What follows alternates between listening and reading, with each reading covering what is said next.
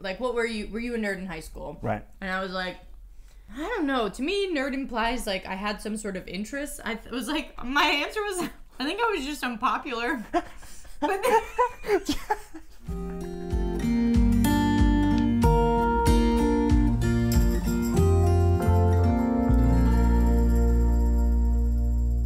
Hello and welcome to DinnerViews. I'm Matthew Francis. This is the show where I get to make a dream dinner for my amazing friends that live here in Hollywood, and I get to interview them about their life, their career, and what's next for them in the future. And today I have a super special guest. Pop on up. popped up. This is Jess Maroney. I don't even know what your fan account Instagram thing is. Oh, we don't know if anybody's running it anymore. Oh, really? But if you want to see a really interesting year and a half of my life at work, it's JMO Bugs. But don't, it's not run through my phone number, so I can't say hello if you say hello to me back. Maybe one day I will have an Instagram, but yeah. Not now. yeah. Until then, it's like a perfect way to just kind of see what Jess is like. It really just encaptures her personality perfectly, I would say. So I'm glad you're here. Thanks for coming. I'm happy to be here. You are like a really amazing, like vibrant human, and I'm so attracted to those type of people that just like are, exude positivity, and that's so you. So, oh, thank you. I mean, I hate the thing of like opposites attract. Yeah. I mean, all people attract all people. Like, it just depends what kind of people you is, and like, you to me, like I perceive you as a very vibrant, colorful, happy, knows what they're doing kind of person. Like, and I also have always been attracted to confidence. Yeah. And like, I think now that I'm older too, I have to accept that like, I have become someone who is perceived as confident. Yeah. Or I am confident. Yeah. So that's cool. Yeah. Maybe it's less of opposites attract or likewise people. It's more just like interesting people attract each other. Yeah. I think people who also look like they are whole humans. Yes. Attract people. Yes. Okay. And then of course people have probably already fallen in love with you. But give us like your tiny little life story. Like catch us up on your life. Catch you up? Yeah. Okay. I love all people, places, and things. Great. I'm very active in climate justice. Yes. Be it politically or just like with individual habit changes. I love the ocean. Don't even get me started on talking about it. I'm Sicilian. That I usually don't drop that out. I love dancing. She does. It's like a very freeing. It's like a yoga for me. Like I think people get really nervous in the States. I think about dancing. Yeah. But like it's a very innate thing for me, and I mean I get nervous too, but it's like I don't do it for anyone else but me. So I actually get kind of caught off guard if I recognize that someone's watching me dancing. But that's why I try to like have a narrative in my head of when I'm nervous to just be like, this will help someone else dance. This will help someone else dance. Yes. And it works. Dance going. You can catch me not on Instagram, but at Motown Monday at the shortstop. Every Monday. I still not come with you yet. You've been wanting to. I want to go, but it's like every Monday seems to be busy for me, but I have to do it sometime. What I tell people is that, like, I'll be there. You can come. Great. Okay, good. I mean, I don't know. Did I miss anything? No, I mean, what are you doing now with your career and stuff? Oh, career. I'm actually kind of bored of that word. I've, like, been really more in a mood about celebrating life and celebrating culture. And I'm taking this big trip for work. I work for Bring Me, which is a travel page of BuzzFeed. And I used to work on Tasty. Yes. I definitely think like my first passions and still my passions are food. But there was just being a vegan or becoming a vegan while I was working at BuzzFeed and working with brands became a conflict of interest. And I just like to mix it up. Yeah. But I'm really settling in on this team, and I'm traveling to Colombia in a couple days. Oh, I'm so excited for you. For a month. Yes. And it's like something that I pitched, something that I've like really pushed forward. So I'm really excited about it. But it's got me thinking about you know, culture and celebration, and like why I'm personally like attracted to different cultures. And I think it's because I don't think we, at least in my nuclear family or like here in the States, I like don't perceive people celebrating things outside of career. Yeah. And like, I just don't, I mean, I was bred that way for quite some time, but now I just, I don't feel that way. Right. I love celebrating. Like, and you know, I don't think I'm gonna, I already bought my return flight, so I'm coming back. But, you know, and I would love to make, you know, the space that I do have here in Los Angeles, you know, a very celebratory space. I'd love to bring it here, but I have been thinking a lot about priorities, and for me, celebrating life is one of them. So career, I'm kind of like, I'm lucky and I'm privileged and I'm comfortable. Yeah. But I'm definitely shifting focus. Good. I think that's a really great path for you, and like I'm excited to see what you gain knowledge-wise from that, because I'm just gonna like seep it off of you and learn from you, because it's great. Okay, so the first thing you have to do to earn the food is we play a little game, and we do it because I think this game really tells me and everyone listening a lot about a person. Okay. So this is called Fast Food Favorites. Ugh. Where I know I know it's like a little bit of a misnomer, because like I don't like fast food either, and it's not about fast food. It's just a fast game. I also have never eaten at Taco Bell. Wow. I think I've maybe done it once, so I'm not that. In Pennsylvania, you have like combination Chick-fil-A, or sorry, not Chick-fil-A, like Kentucky Fried Chicken, Pizza Hut, and Taco Bell. And I always went for Pizza Hut or chicken. My parents and my family like fast food, but like I've never really liked it. So like, I think I've been like each of them like once or twice. Okay. But this is more just about like, so you're gonna reach in, you're gonna grab like food items, like it could be like dessert, it could be ice cream, it could be like fruit, and you're gonna tell us your favorite flavor of those things. Okay. And do as many as you can under 1 minute. Okay. Okay, I love a competition. Right? That's the whole point. Okay, I love winning too. So how do I win though? So other guests have also competed, and yeah. So the highest score so far is Jaleesa with 24. Okay. I also want to say I'm probably gonna not be even like, probably by like number 4, I'm not naming my favorite things. So maybe this won't be a good picture of me, but I'm in it to win it. Okay. So great. That's what I want. That's the impression that I want to leave. Okay. Okay. So wait, hand out. Why? Okay, but here. Nope, out. Where's it? Like that's fine. Okay. 3, 2, 1, go. Pasta shape. Ooh, flat fettuccine. Lettuce, arugula. Seafood, oysters. Basil. Okay, let's not scream as much. Sorry. Pasta sauce, Alfredo. Burger topping, like caramelized onions. Donut, Boston cream. Dairy item, cashew milk. Last supper. Well, what I ate, Indian food. Specifically dal. Cheese. There's just so many. What's the one? Goat. We'll just goat cheese? That's good. Junk food. Ice cream of all types. Fruit. Straw babies. Burrito filling. Carnitas. Chip flavor. Barbecue. Vegetable. Spinach. Rice. Saffron. Or arborio. Bread. Francese. Dessert. Also ice cream. Smoothie. Strawberry. Okay, grain.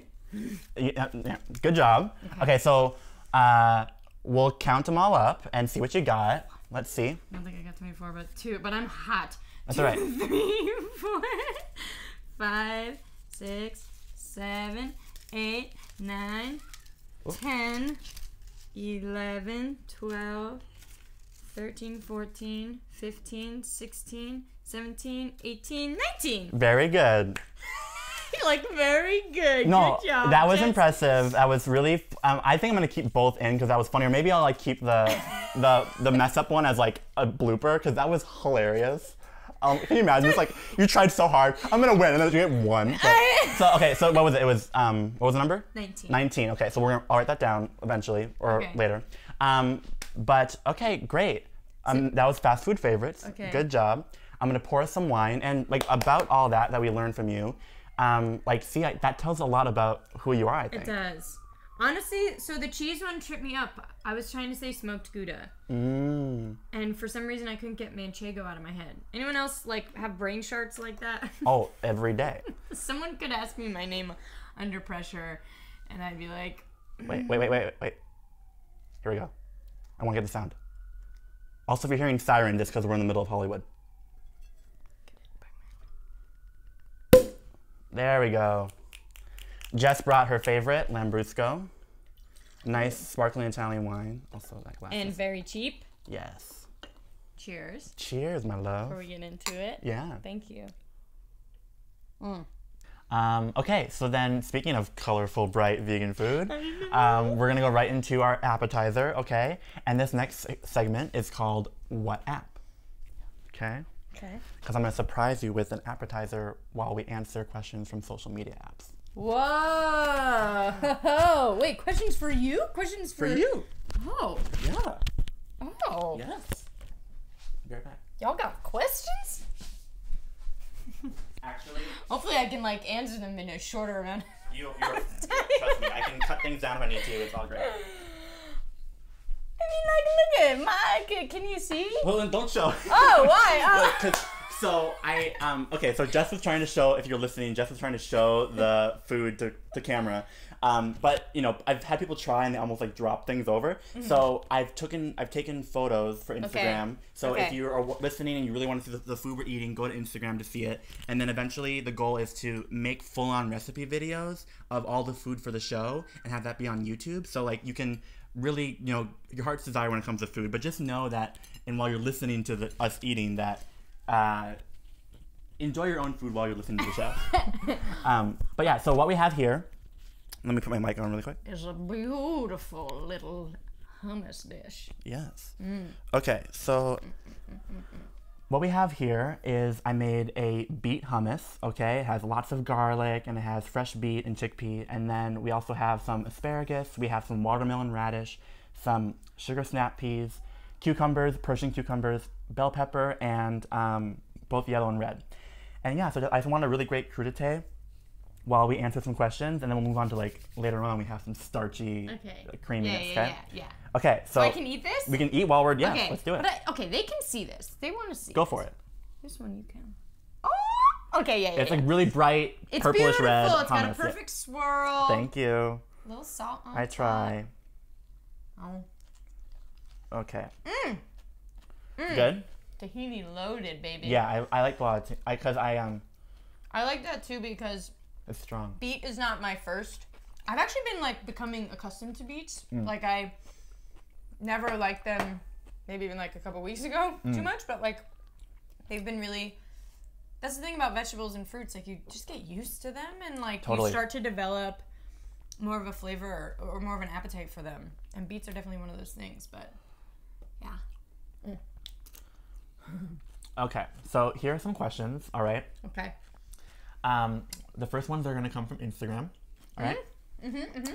And we kind of talked about this, but you can really go more in depth with it. How long have you been vegan for, and why did you choose to do it? I actually do love talking about this, and it's nice now to talk about it in a safe space.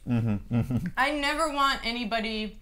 I live a pretty extreme life in terms of lifestyle, and I never want to put that on anyone. But I do think that if people find the right motivations, they can do anything. And so I think sharing my motivations can be helpful. Yeah. And it's also not a need for anybody to be defensive. You don't have to tell me why you can't be vegan because I know that you can. Like you're talking to someone who like worshipped pork fat and would like had countless amounts of it in her refrigerator to cook with. You know, we all evolve. Whoop. Okay. So yeah, it's been about 2 years, but for 2 years before that, I was vegetarian. And so I had always been experimenting. I moved to LA, I guess about 4 or 5 years ago. And I moved to LA, and before that, I had always experimented with food. After school, I felt really lazy. I wasn't writing enough. I wasn't doing enough stuff. So, I tried a raw diet to have more energy, or like I tried organic food. I had different things. Usually the motivation was something with myself. I want to lose weight. I want to have more energy. Those things lasted like a week or so. I moved to LA. I have always loved the ocean, and coming to LA, I just became more inspired by it. Like, I became more educated, and I got to be by the ocean every week. Yeah. And it finally, after I hit my limit of Netflix documentaries and couldn't take out any more library books, and honestly, the literature on oceanography is pretty boring. Good to know. Once I hit my limit with all of that stuff, it didn't take long for me to realize the agriculture industry, which is a very big polluting industry, more so than transportation, and one that we have a little bit of agency over, so that's kind of cool. I just was like, I don't think I can say that I love this thing and support this industry. So for me personally, it's a diet thing. It's not a philosophical thing. I don't not believe in killing animals, right? If I had my own chickens, I would kill them and eat them. For me, it's more of a sustainability thing. And some vegans have pointed that out to me, that there is a philosophical and a dietary difference. So I just wanted to make that clear. I mean, but not killing animals is like, there's so many things beneficial from choosing not to eat animal products. And yeah, that was my motivation. Yeah, I always say for me, if I were to go vegan, because I've done it for a week for Tasty, and I've experimented, and I always eat vegan food all the time. Wow, look at that cucumber. But the biggest thing that would make me want to switch is just like creating a more efficient and a better system for our food service. And so, like, to me, the fact that like animals are really bad, like really horribly treated, and then that we have just like have a system where it's like they're put into like cellophane packages and no one knows where the meat comes from, like all that kind of like, that's what annoys me, and I want like a more efficient, better system, and that's what's always tempted me to fix is that, and of course all the environmental stuff as well, versus like not really the animals themselves and not really like my own health. But it's hard, but there's people like you that do it really well, and I think what I want to do is I want to make the world be more plant-based and more plant-focused, and have meat be like a special occasion. It should be a special thing. When you raise the animal well, and you get it so you get it once a month, or like twice a year. Honestly, even once a week. The demand of I think people just like cut off. I mean, and what you said I think is true too. People not knowing their food. I think in this country in particular, we have a really big disconnect from our food and the convenience of food. Yeah. That is a huge thing that we need. Like, it's just one of like, we need the ground, and we need to breathe, and we need food and water. Yeah. So, like, I don't need BuzzFeed. Yeah.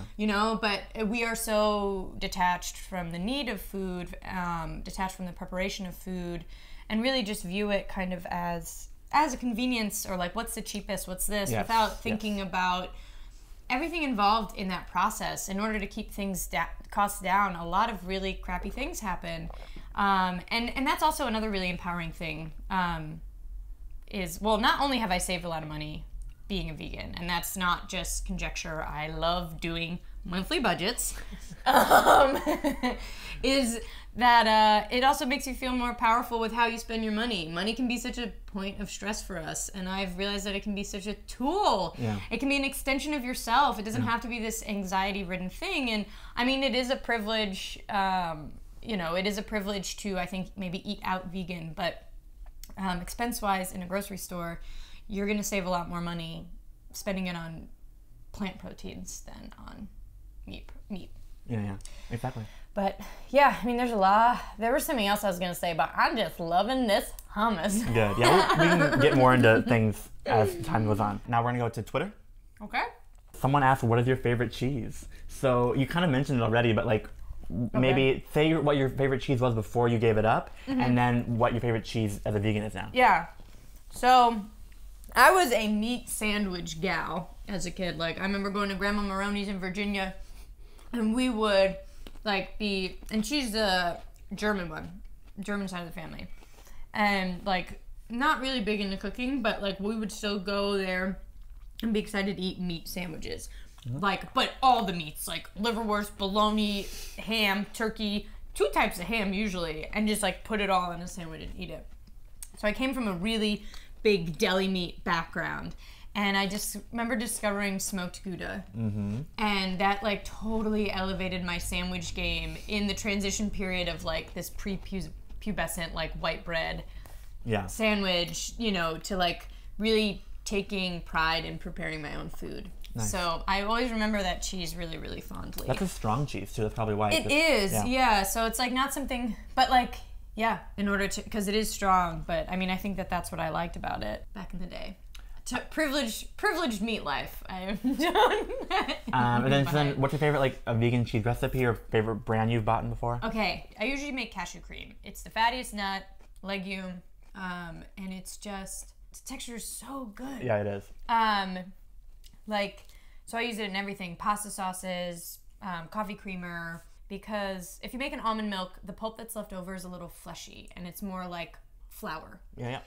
The pulp that's left over from cashew cream is essentially like a cream cheese texture. So you have milk, and then you have your cream all like in one sitting. And this one time, I left my cashew cream sitting open in the fridge for maybe a day or two too long. But I'm definitely someone who just like puts stuff in her mouth and decides. So put it in my mouth, and it tasted just like cream cheese. Wow, so it was just the cashew. Just the cashews kind of fermented a little bit. Yeah, cashew, and it's got like the texture of ricotta. I make pizzas a lot. I put it boop, boop, boop, boop. Make pesto, put it in the pesto. Oh, it's elevated. You don't even have to spend $17.99 on pine nuts. Yeah, it's my go-to nut. Great. What is your best softball story? Do you have any crazy softball stories? Oh, when Steph Miller pantsed me in 8th grade in front of our male coach, who was also like the guy at my church. Oh my God. Who like collected money.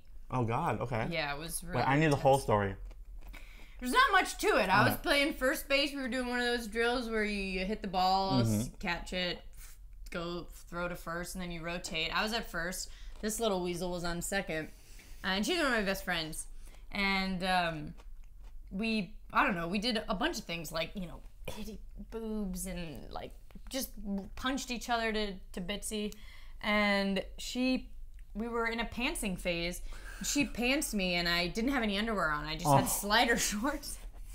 And I mean, she had pantsed me before and I had like really embarrassing underwear too. Like in middle school, I was probably about like 70 pounds. Okay. And like, people teased me for not wearing a bra, and I like didn't need to wear a bra because like I was just tiny and like, so my underwear really reflected that. It wasn't like sexy limited to stuff. It was like, you also were a kid. I know, but have you seen kids in bathing suits these days? It's scary. I wanted to do that too, but it is so awkward. Thank God one pieces are coming back into style for women. You could top me off too, but but yeah, pants me in front of Mr. Thomas, and he just had no reaction. He was on the pitcher's mound, and it was just straight pre-pubescent pubeless Jess looking at. But I don't know. Softball was a tough sport for me. Yeah. But people, so everyone listening, Jess is like so good, and she's like, we are on our the old BuzzFeed softball team called Buzz Lightning, and Jess is like the firecracker. She's like, okay, we got to play at 1, 2, 3, let's do this team. Like it's always great. It's not wrong. It's like hard for me to not cheer even when like my voice is gone. Yeah, and yeah, it's a blast. Always just being in her presence, honestly, and softball is just like an nth degree of that. Well, I was on a date maybe 2 months ago, and like someone asked me, were you a nerd, or were you like, were you a nerd in high school? Right. And I was like, I don't know. To me, nerd implies like I had some sort of interest. I was like, my answer was, I think I was just unpopular. But okay. But like, you know, like I didn't do anything on the computer. I didn't read. I just like sat in my bedroom alone and like and sang to myself, and like would write that in my journal. Literally, like I have journal entries that are just Aww. Sometimes I sing to myself and nobody knows. Still do that. But like, I was a jock. I played sports in college. I think I just didn't know it in high school because I wasn't popular.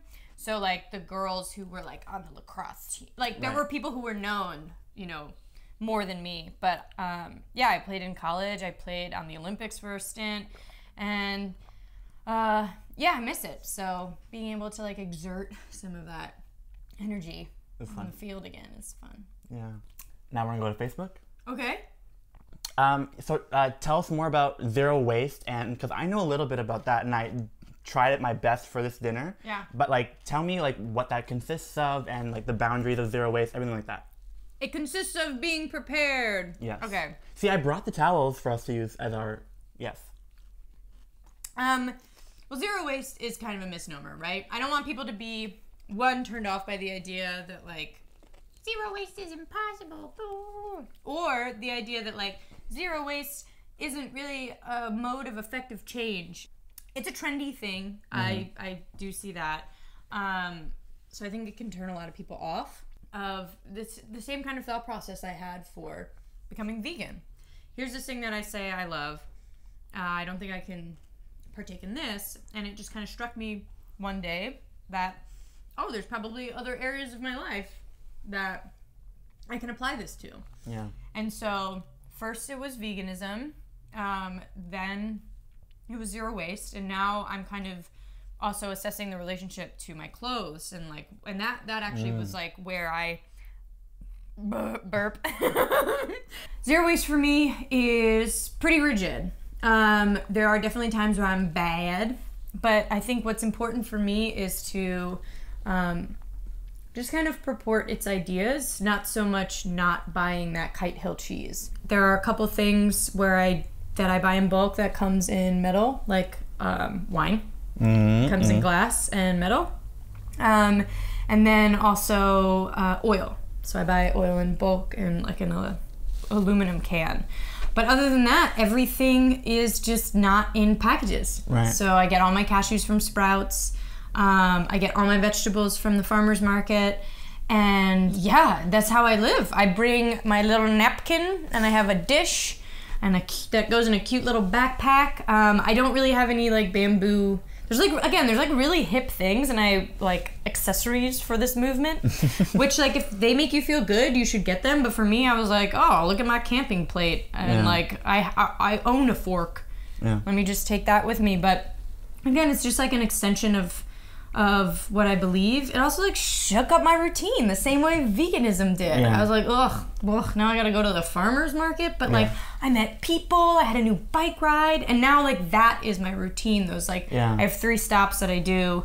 And it just makes you more aware in every aspect of your life, which is good. Yeah. I was gonna say, like, I think you like shaking up your life because it makes you like appreciate it more, which is great. Yeah.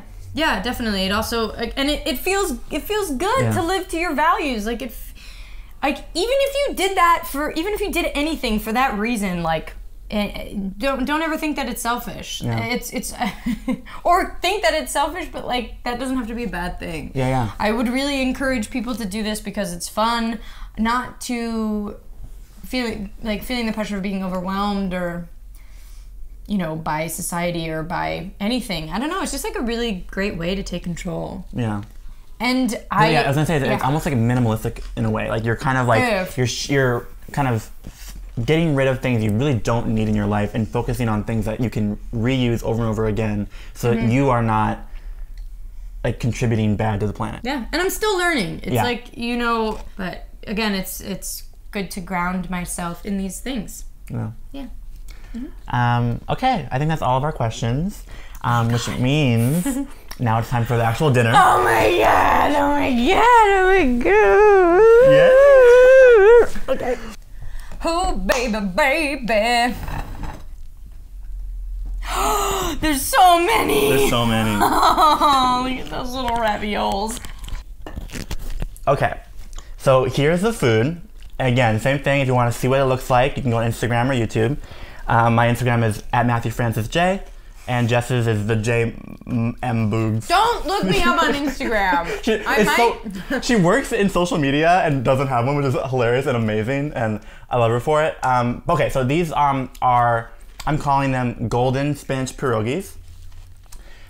So inside there is a potato, onion, and spinach mixture. Starch on starch. Yes, and then the outside is like a normal dough, but I added turmeric so it's more yellow. And we have some sauerkraut on the side, which I will be saving this container and keeping it. And then I have some olives too. And we also can dip in hummus, just like snack away. Yay! And while we're doing this, so this is part of the segment, it's called Dream Dish. So while I'm dishing food for you, you have to dish for me some kind of either a secret that no one would know about you or something that you want to share to like the world that the world doesn't know enough about. So what are you going to dish? Oh my God. Yeah. Well, I feel like I'm a broken record if I dish. I probably know a lot about the intricacies of the climate crisis. Go a lot for of it. people don't know. No, I don't want to talk about it. But y'all should join the Sunrise Movement.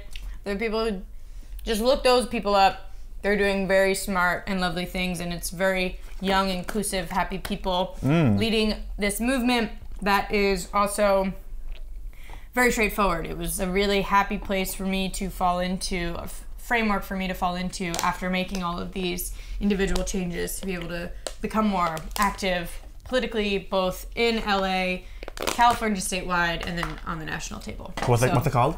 Sunrise Movement. Sunrise Movement. They have a hub out here in LA that's really big, and if they don't have a hub by you, it's a decentralized thing, but if they don't have a hub by you, start one. They're good, smart kids. Oh, it's crazy listening. Let's good. see. That's awesome. I dish. Well, you dish more, but that also works. Like you dished like a good. I dished it out. A dish. What is that? You dished a resource. I love dough. Is it good? How is this tasting for you? Is it good? It's great. I mean, when Matt asked me about what my dream dish was, It was like boom, boom, boom, boom, boom. I know. Well, I was like, I feel like I can't say. It was hard because also a lot of my memories are tied with meat, and one of my favorite dishes is steak tartare. So but the other thing was, I was like, I eat pasta all the time for myself. Yeah. I mean, that's probably my favorite dish, but I was like, I don't want to do that. And then I immediately had these flashes of when my family would make Mama T's pierogies and spanakopita, which my mom called spanakopita. Or honestly, it was even more wrong than that. But, and he combined them both. Yeah, that's what I wanted to do. So she mentioned spanakopita, and I was like, that'd be really fun to do, but if I bought phyllo dough and other things, it'd be packaging. So, oh my God, you did it! Oh my God! Friendship is the best dish. Oh, I love you. Yeah, and so I was like, well, I think if I make pierogies, I have everything already here, and then I just add spinach, and it'll have and I have like some green onion in there too, so it has like the same kind of flavors as spanakopita, just without the cheese, of course. But yeah, so I combined spanakopita and pierogies, so it's like a Greek-Polish combination. Oh my God. But yeah. I love dough in almost every form. Good. You can't, to me it's like you can't, I actually made pierogies for my family as like a 12-year-old. Yes. And it was a hectic disaster. It was very globulous. It was like my first time making dough. Ever? Yeah, I mean, I cooked for my family a lot because my parents traveled for work. And I had to take care of my little brother. And my little brother was definitely, very stereotypically a little brother with food. And he got away with everything and still got ice cream. So, he was never really encouraged to eat well. But he would always eat the food that I cooked. So, it created a nice dynamic between us because we were best friends. And then I got a lot of praise of sauerkraut. Well. And that's where my love of cooking began. Wait, what about sauerkraut? Sauerkraut was making me choke. Oh, it's strong, isn't it? Oh. It's good. But that's great, yeah. I think people always have really interesting stories that led them into food. Yeah. That's cool. So now we're getting into the actual dinner view where we're just sitting and eating and chatting. Okay. And I want to ask you about your life. So we've gotten a lot of stuff about zero waste, about veganism, and about a little bit about your past. But I just want to dive in deeper. So like, yeah, deep away.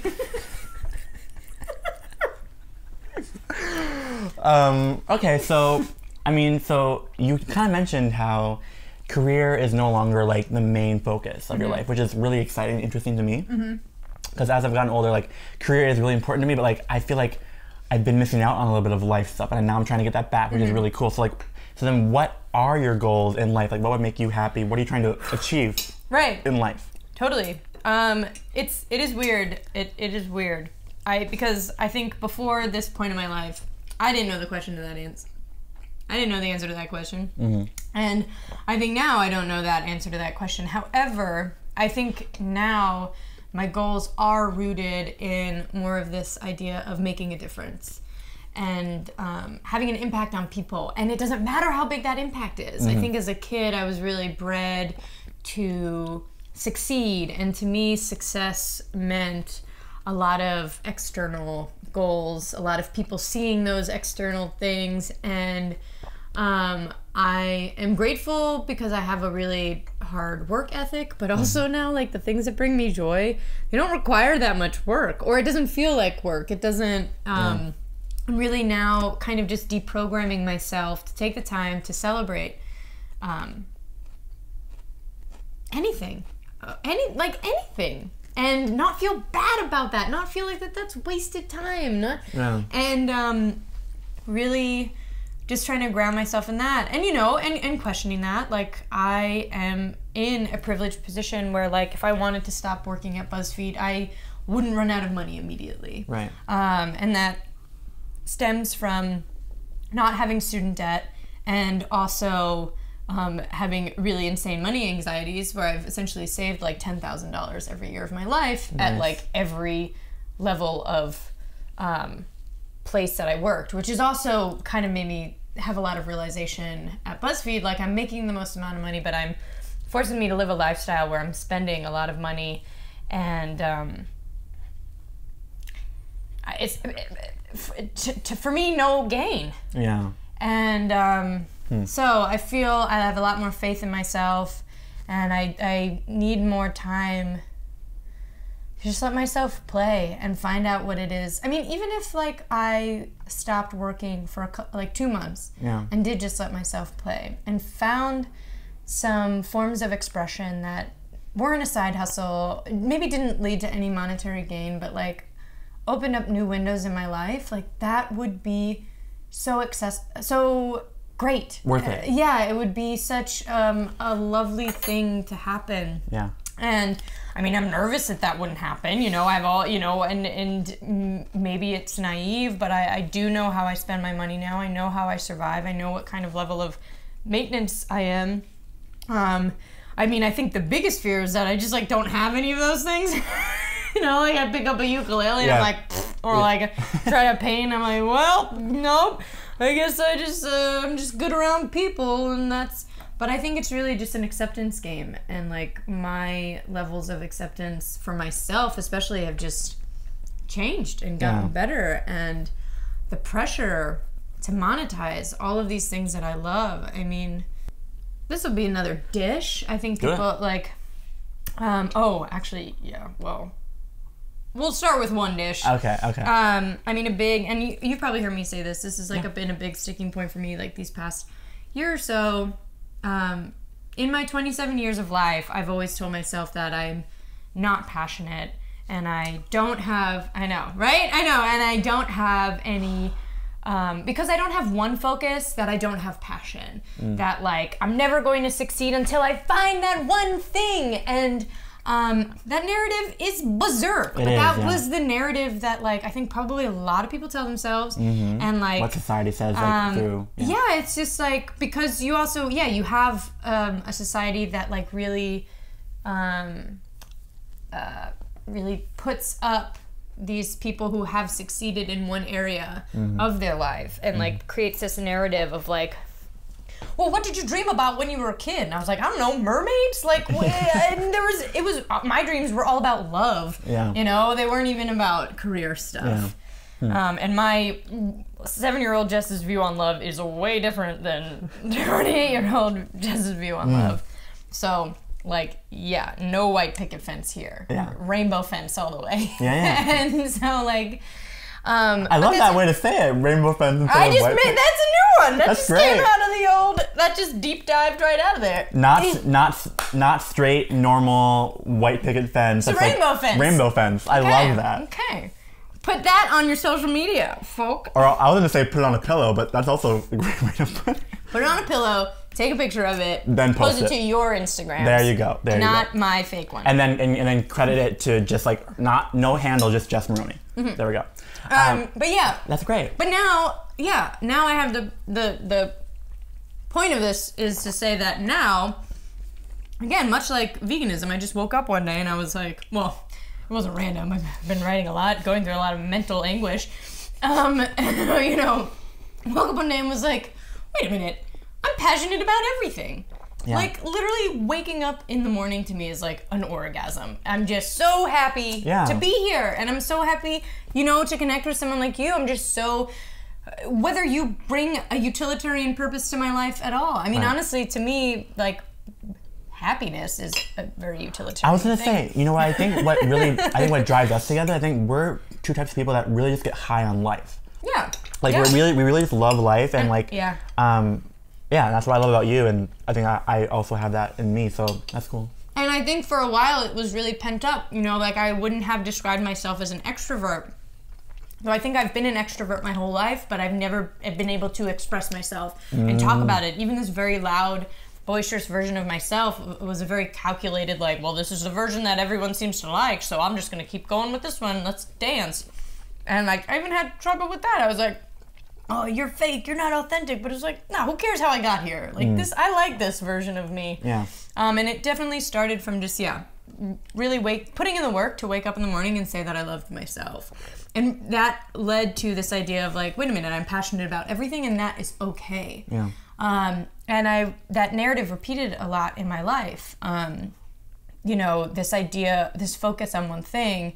And I guess I kind of want to share this because no one has ever shared this situation with me. Like I've heard of versions of this, but like this is kind of like my thing.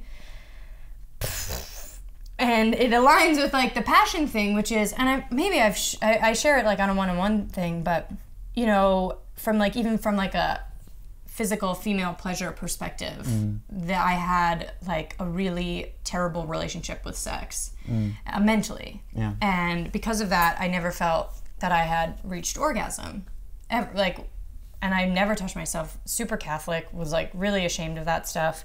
But because I felt that I wasn't achieving this one thing, everything else around being physical and intimate with someone was just tarnished, and I wasn't doing it right, and it wasn't worth it. And then all of a sudden I was like, wait a minute, like again, like I feel so many, like I love ASMR, like you can crinkle a piece of plastic in my ear, well, not plastic, but like you can tap on a piece of wood in my ear and my body tingles. Yeah. You know, like I can smell something in the kitchen and I like so I started to focus on all of these other sensations, you know, when I was being intimate with someone that I do feel, instead of like trying to be like, well, is that one thing gonna happen this time? And not being so focused on like the tiniest things. And that's what some of our conversations are all a lot about, like relationships and stuff. And like I really love coming to you with advice because I think you have a lot of like, you know, maybe you said you're still kind of learning this stuff, but like you have a really open-minded view of relationships and like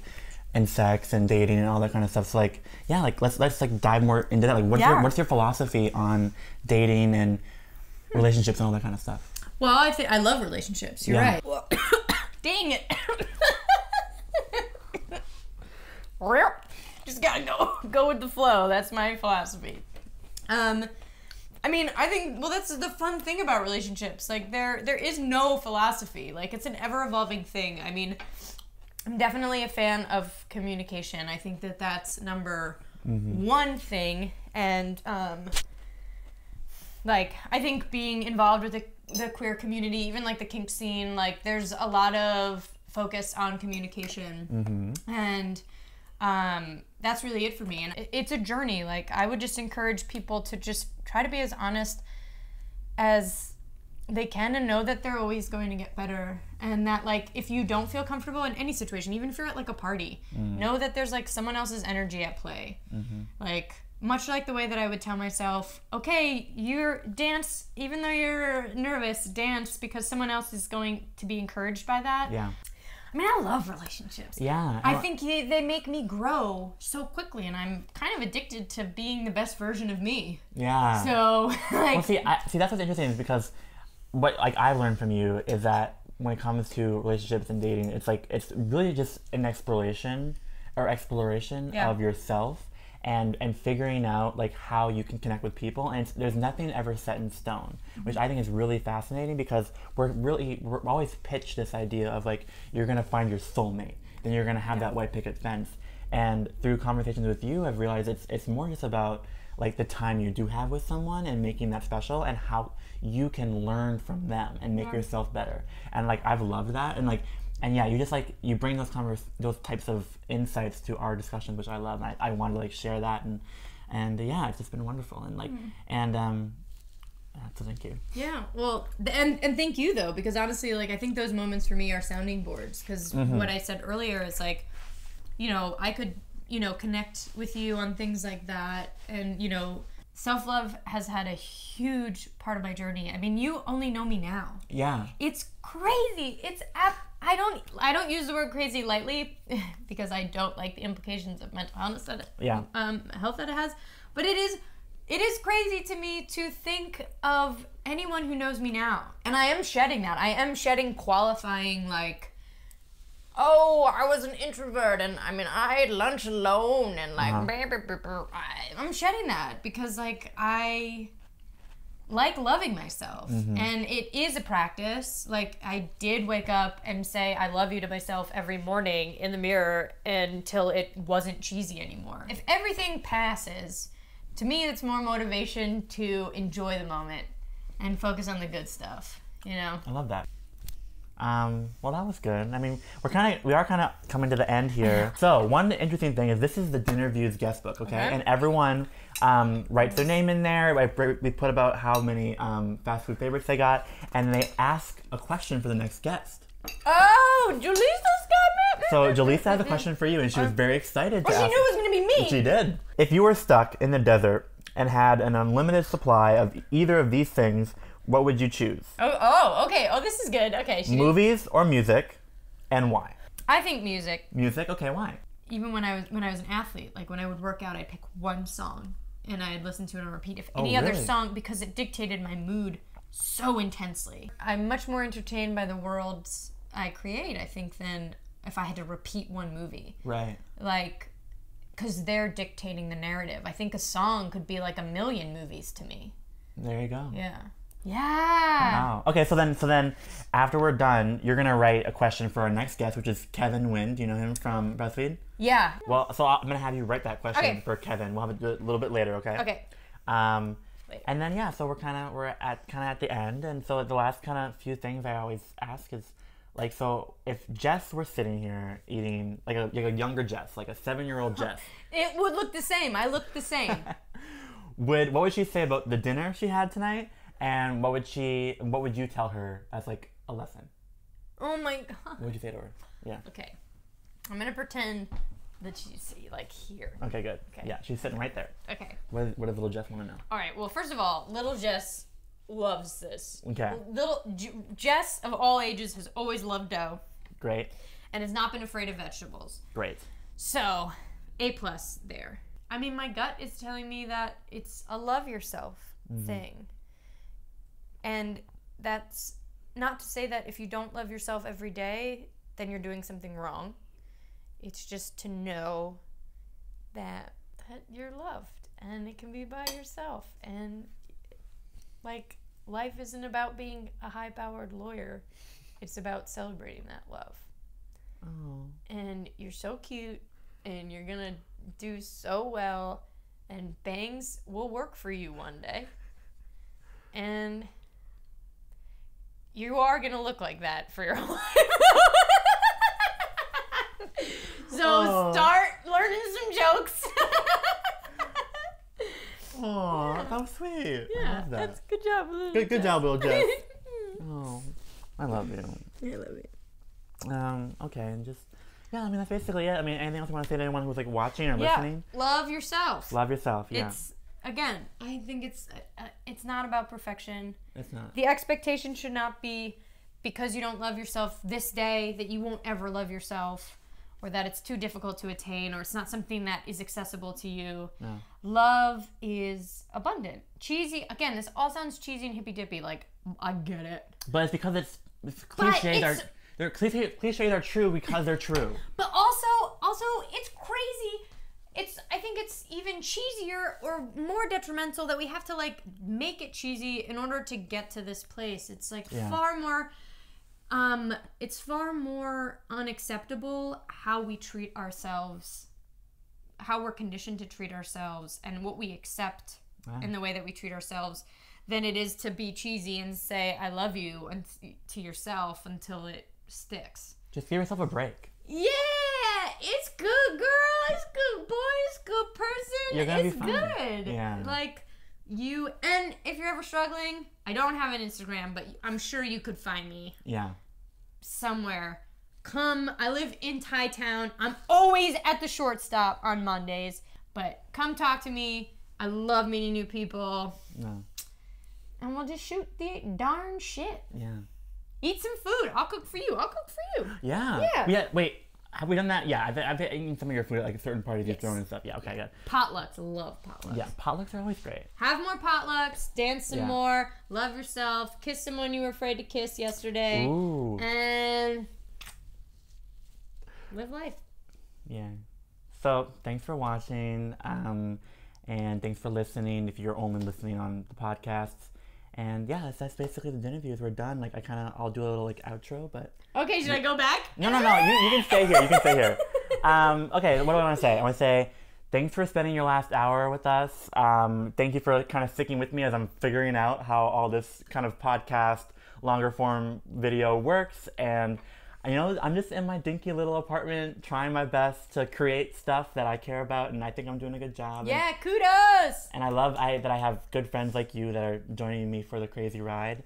And how do things do well on podcasts? So basically, I mean, try and listen on Spotify or iTunes. I think you can like rate it or subscribe to it or follow it. That might help me out. Tell me, go to Instagram, tell me what you think or how I can improve things. I'm here to like make your time cooking enjoyable. Just, you know, I want to hang out with you during this hour. Hang out with my friends. My friends are so cool. Come hang out. And thanks for watching or listening to DinnerViews. More to come. See you next week. Then dance. Outro pierogi belly, gotta get it out. Wait, and get it. Little Jess, it's you. Yay! That's good. Yay! Thanks you. And now we can turn it off and talk for real. Okay. God.